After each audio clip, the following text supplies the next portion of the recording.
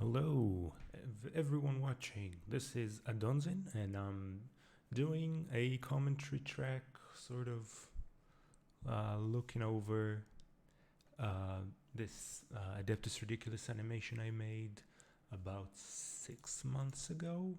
Sounds about right. I've gained a few subscribers, and I'm very thankful for that. But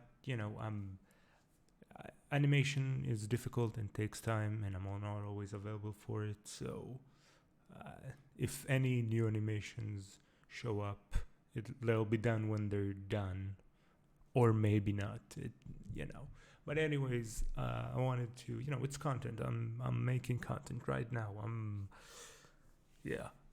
So I want to have a look, sort of add my own sort of notes and critique of my own work, as well as explain some of the jokes, because as everybody knows, jokes are way, way, way funnier when they're explained.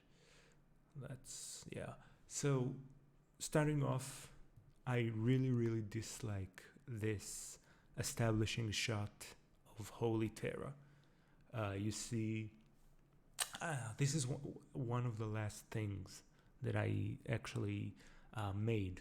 It's the first thing that you see, but it's one of the last shots I worked on, and I really botched it. I really wanted to get it done quick, and I really hate it. I had most of the animation done by that point, and I wanted to get through and have like a baseline of everything just there. And really, the stars are messy. The Holy Terra looks a bit like a weird cookie, maybe. But fortunately, as far as the whole thing is concerned, it doesn't linger in this shot so long. Sort of, you have this establishing shot, and you quickly move on to the next shot. So, all right. So now we have the crew, the Adeptus Ridiculous crew, and of course our blue and golden boy Gilliman over here. But here we have Bricky, and I do regret not making his forehead bigger. I sort of made his forehead normal sized, and that's I sort of went by the Adeptus Ridiculous art from their thumbnails and the sort of art that shows up on the while the podcast is playing. And over there we have DK, which I later realized these were supposed to be like mechanical catboy ears, and I just made them two prongs, and Shy is just Shy, but in my sort of art style. So, unlike his other brothers, Gilliman was like, okay. oh, and this part, like the way he says okay in the recording, really stood out to me, and I decided to put in the One Punch Man reference of that famous meme panel where he goes like, okay. Of course, the War Master. He accepted this without any resentment. Okay, so this little sort of spasm I added when he goes he is I sort of wanted to put in some animations, like to incorporate some of the stuttering and some of the natural sounding sounds that that people have in conversations, and that give like podcasts that conversational feel, and sort of give them like weight and animation. And I sort of leaned away from that later on because it's really tiring, and it often sort of, when you have such quick cuts and quick you got to get your jokes in like a quick manner, and the animation the animation is so simple.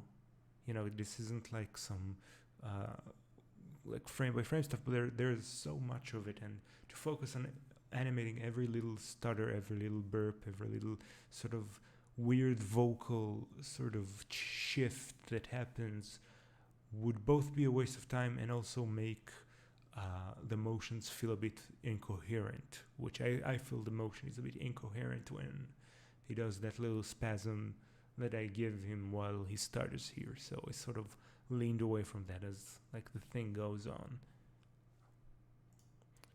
And yeah, and by and large, I, for the most part, animated it by like the order that it's seen. So it's kind of, I don't know if it's the best way of doing things, but that is just how I did it. Okay, this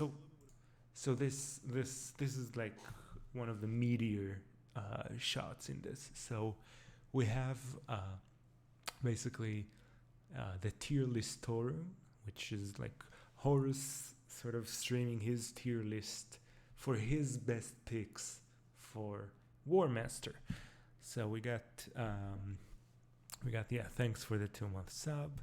And let me sort of like go through this and like, there are many Primarch tier lists, but I may have been the first person to ever put together Horus's picks for like in his eyes, in the eyes of Horus, his best picks for Primarchs. And I go like by like my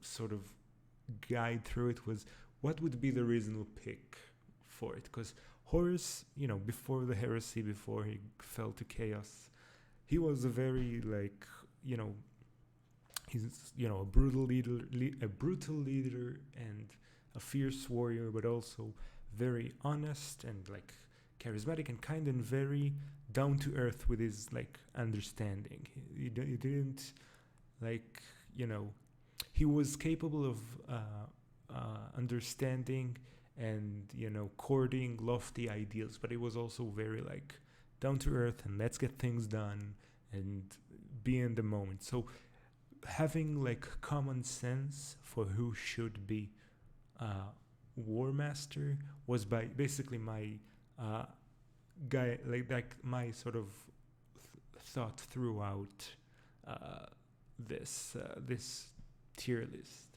And of course, people will be upset if whenever Primarchs are talked about. People will be upset that their favorite was robbed of whatever. So because and I'm not too sure on the lore, but at least in this conversation, Horus places himself like he has to be second to Gilliman, which so I think Horus would, not out of arrogance, but out of genuine sort of appreciation of his skills and stature and experience, he would place himself second, but as a top tier, but also he places himself below Gilliman, so I had to put Gilliman above it. So Gilliman, incredible organizational skills, which is a lot of what the War Master has to do. The War Master has to organize stuff. It is a logistical nightmare, and if there's anyone that can handle that, it's Gilliman.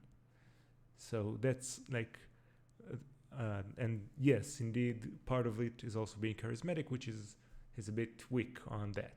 So after Gilliman, Sanguinius, he is everybody's favorite. Like he's friends with just about anyone. Everybody likes him. He's incredibly competent. He's, he may have kept his, secret as being like, the whole bloodlust thing, but ultimately, can deal with any Primarch. Is respected by just about anyone, and there is a reason why he is a top tier Primarch in just about every list. He's Sanguinius. So. And then we have Vulcan, and some people might disagree, but as far as, part of being War Master is not only being respected and, by the Astartes, it's also dealing with the normie human population. And Vulcan, his humanity, his respect for, because he can respect and he can deal with normal human bureaucrats, the kind that Terra sends his way. Is like a better fit. He is a leader. He did lead his planet. he is incredibly powerful, so he has the respect of the Astartes, and he can also, because of his respect and appreciation for the people, to the humans that he is, he recognizes that his role is to serve them.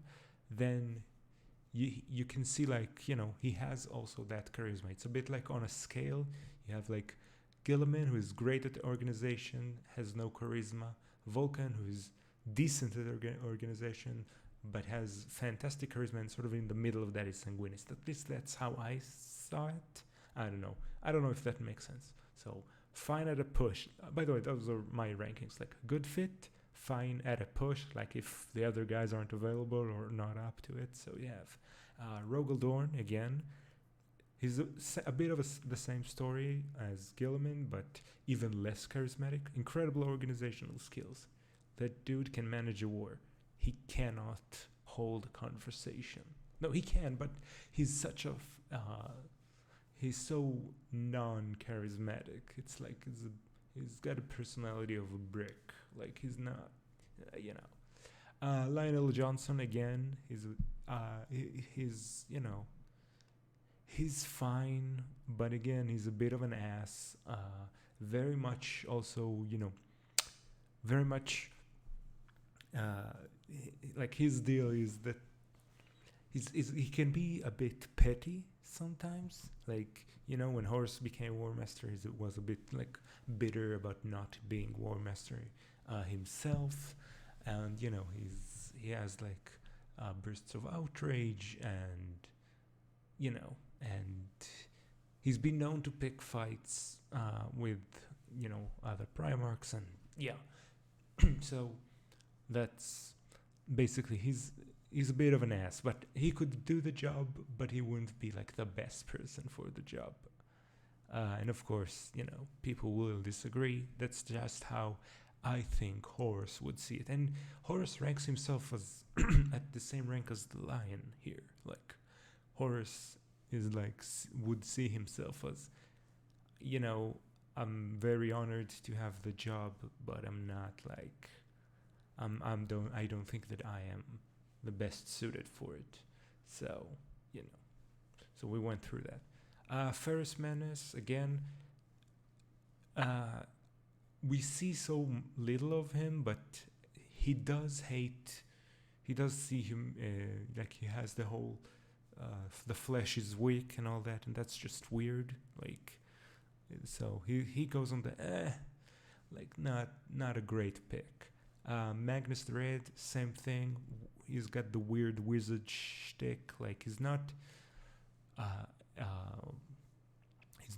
bad, but just like he's weird is the thing. Like he's weird. A lot of the Astartes and a lot of the humans don't like him, even though he very clearly has his use. Then we have Corvus Corex, which he's not fit. Like he's a stealth guy. He's not fit to be like, that's not his thing. Being the face and the voice of the war effort of the Imperium is not his thing. He's out there doing his stealth shit, and that's fine. It's just not the job for him. Same thing really with the Khan. The Khan is also like, he's out there scouting, he's out there fighting. He's more of a battlefield kind of, he's more of a fighter, less of a representative and a diplomat. Although the Khan is more deep than that. I know that he does care about art and maintaining a sense of order and peace, and he has more depth than that. But as compared to the other Primarchs, he's just, he wants to get on his jetbike and vroom, and that's, and I respect that.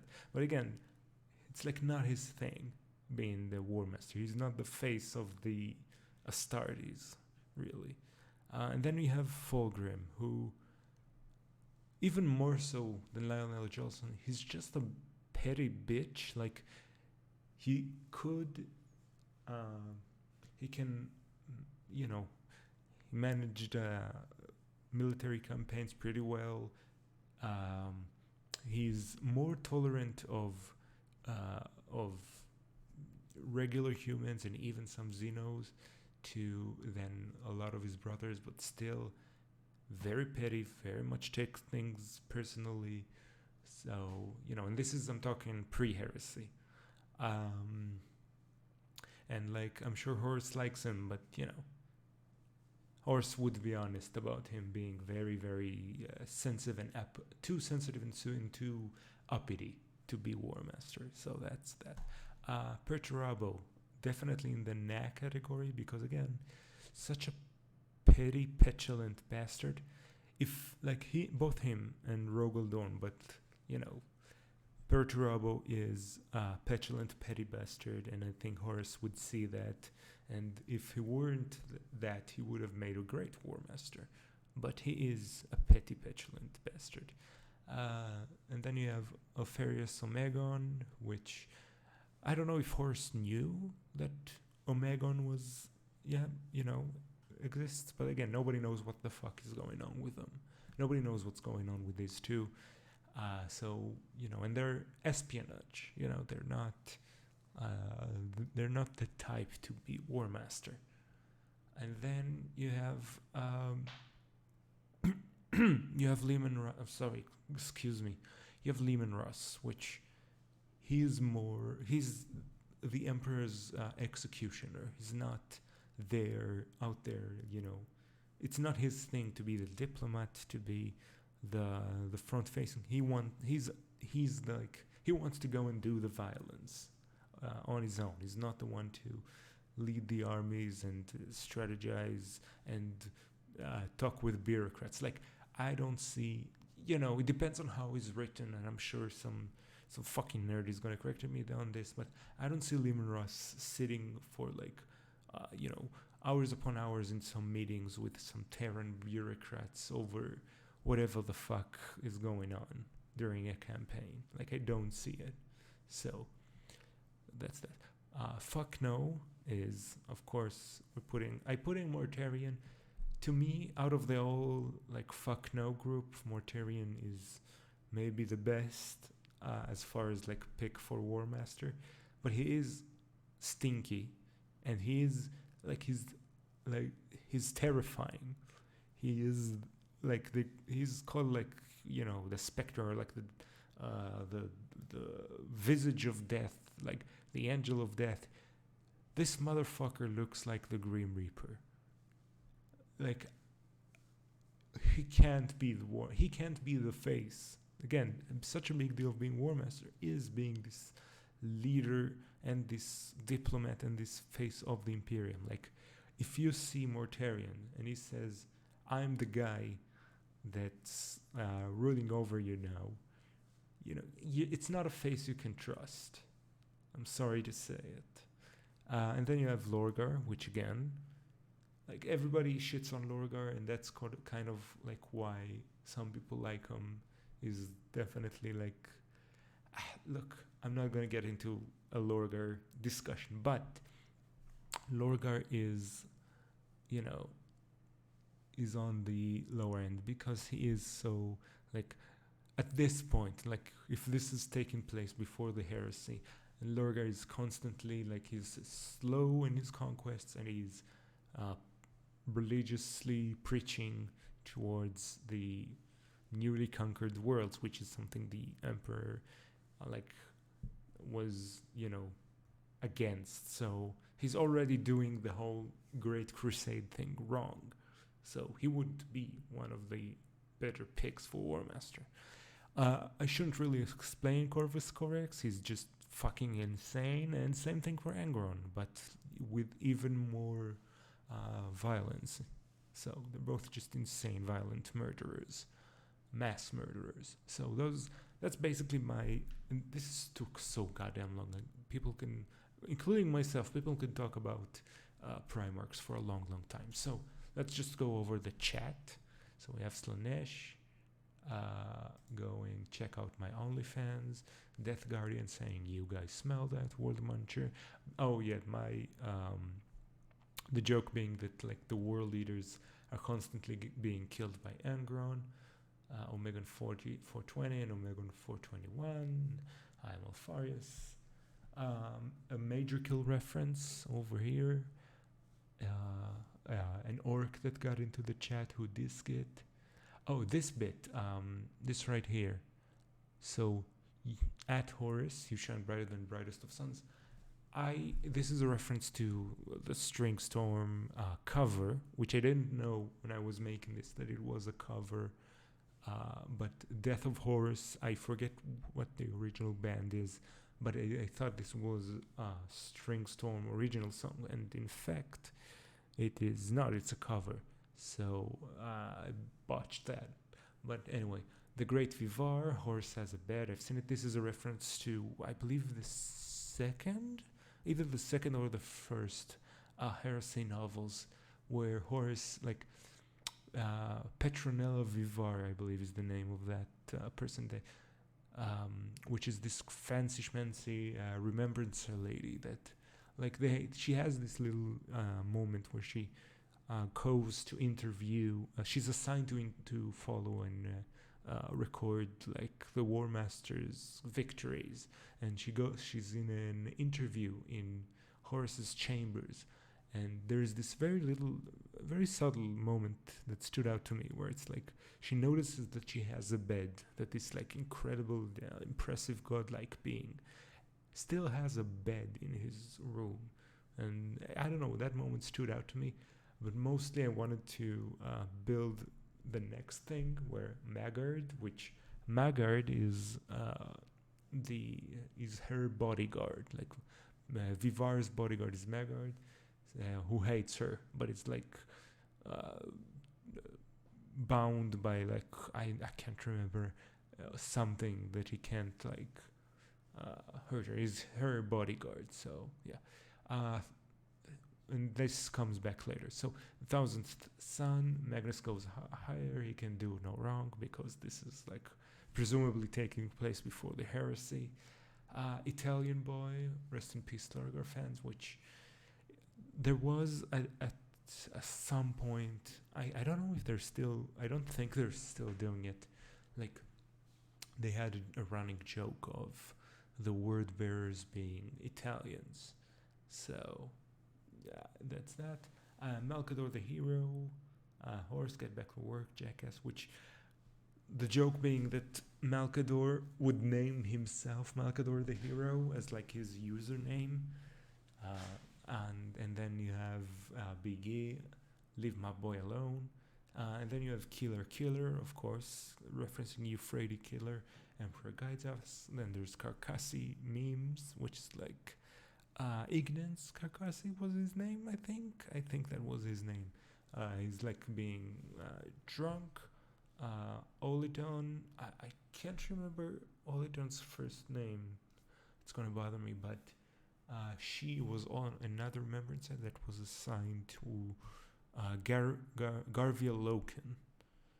So like, did I miss Loken? Then we have XXX Super Sephiroth XXX saying Corex for life, because obviously there's gonna be like Ravengard watching the stream. This would be like his username. Then you have Torgaden calling saying Lupercal, and the orc joining in on the Lupercal.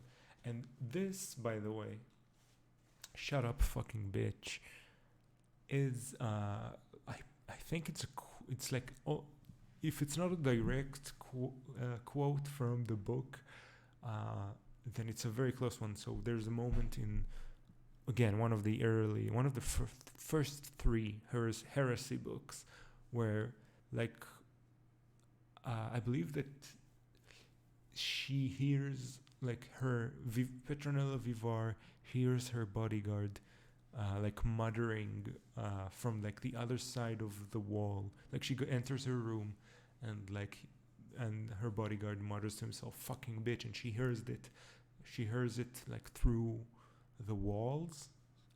And like she doesn't do much about it, but whatever. But that's like, there's a moment where he just goes "fucking bitch," and that's a reference to that. And then you have Doge Vandar asking for foot picks, and the rest of the Mournival shouting Lupercal. And then So for like the end, Slanesh is going. Is it me or is Fulgrim kind of hot?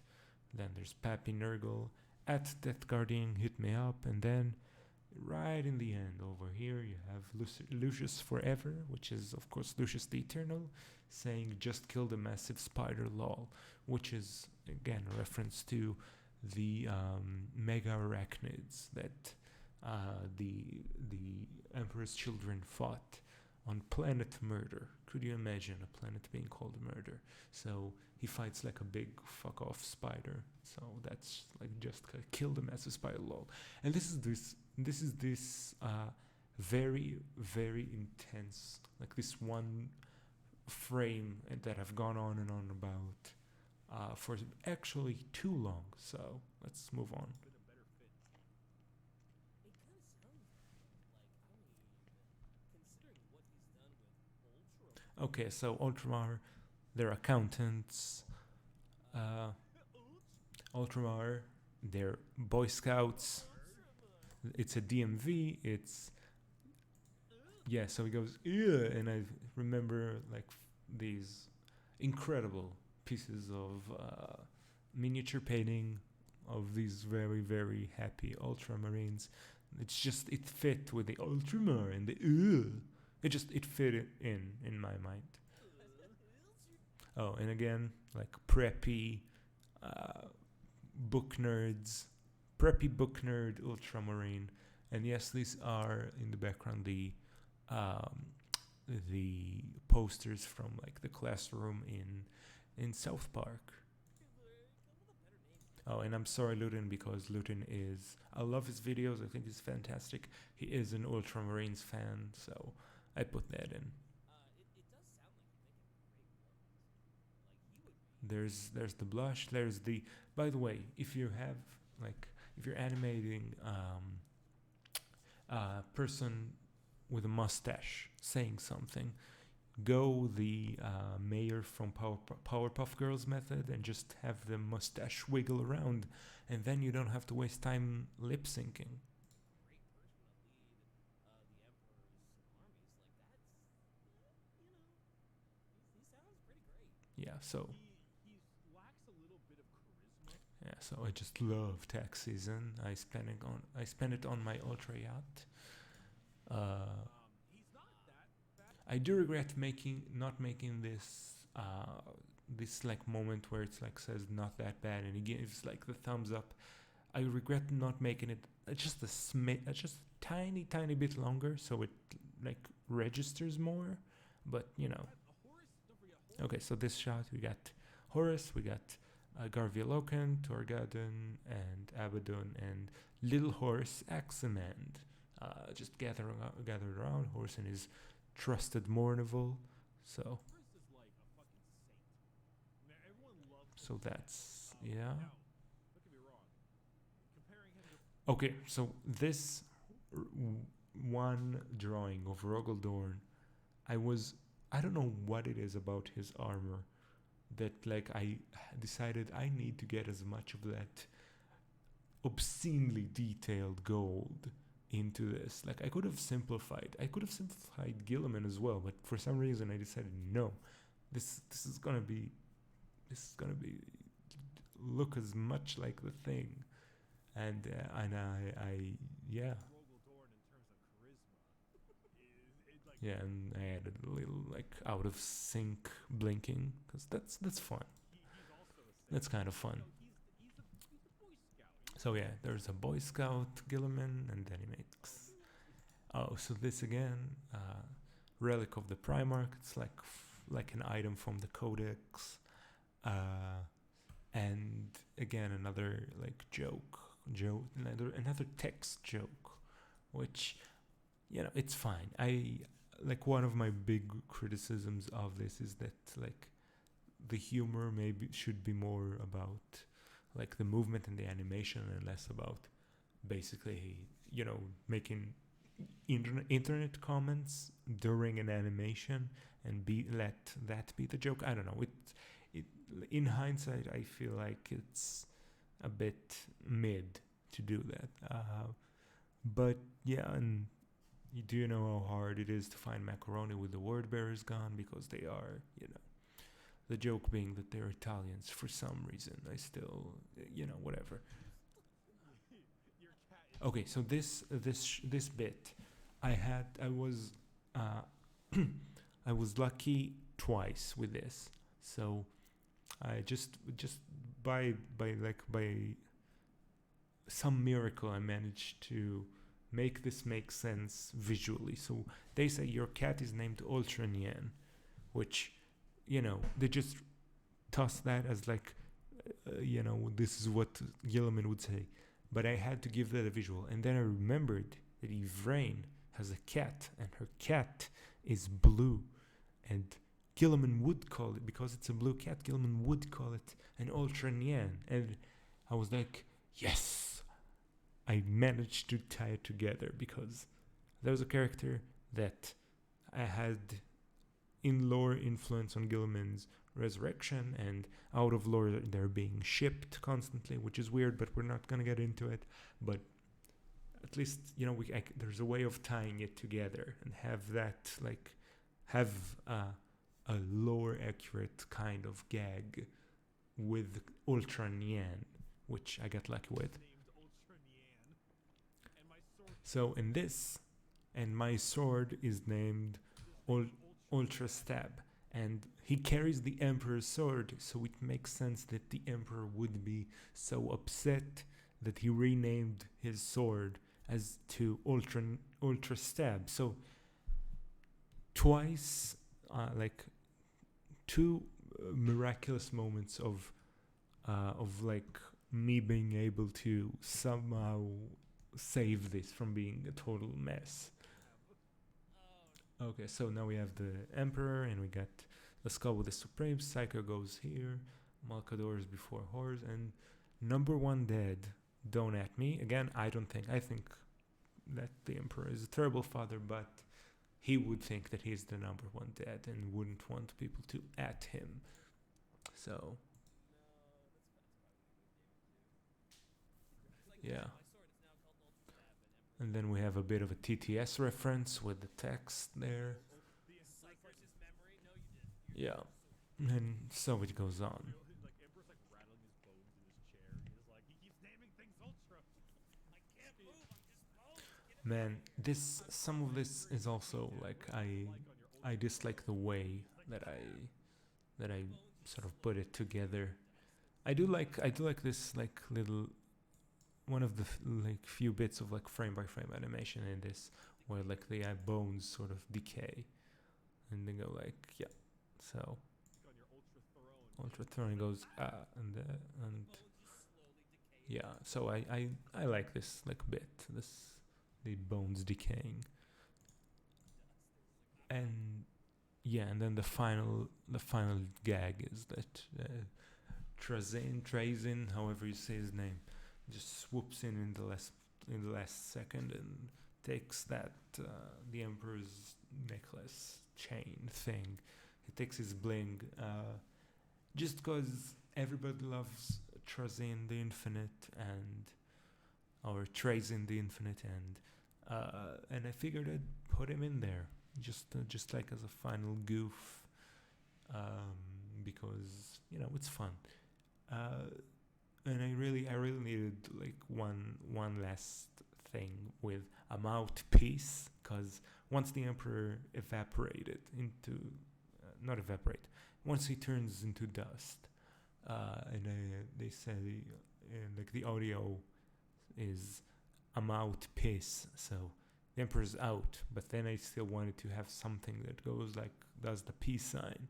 So I say, hey, put Trazin in there. He's taking the Emperor's Big E bling, which initially I thought of having the Emperor turn into dust, and then sort of the dust flowing into a vacuum with that Trazin is holding, it sort of pans into Trazin with holding a vacuum cleaner, scooping up the Emperor into it. But I just at that point it's one of those last things, and I just want to be quick and not You know, I was, you know, did I get lazy? I guess so. But also, it would have been a bit awkward in terms of timing it with the audio and not like heavily editing and modifying the audio in a weird way that isn't like that isn't in the same sort of pacing of the original conversation. I don't know. Anyways, I this is all I had to say. I hope you check out Adept is Ridiculous. I think they put out great work, and this was fun. I hope you've enjoyed it. I will probably, maybe, I don't know, make some more animations. I did start outlining some stuff that, like, there is a bit from Adeptus Ridiculous and a second one that I want to animate, and I did do some preliminary work on, but it's more ambitious than this, and it's still so very far away from being done, if it ever does get done. But anyways, I'm very thankful for everyone that's been subscribing or watching or took the time to listen to me ramble about my own crap. So yeah, that's that. I hope you have a wonderful day, and go tell someone that you love them if you feel like it. I don't know. I'm not your dad. Goodbye.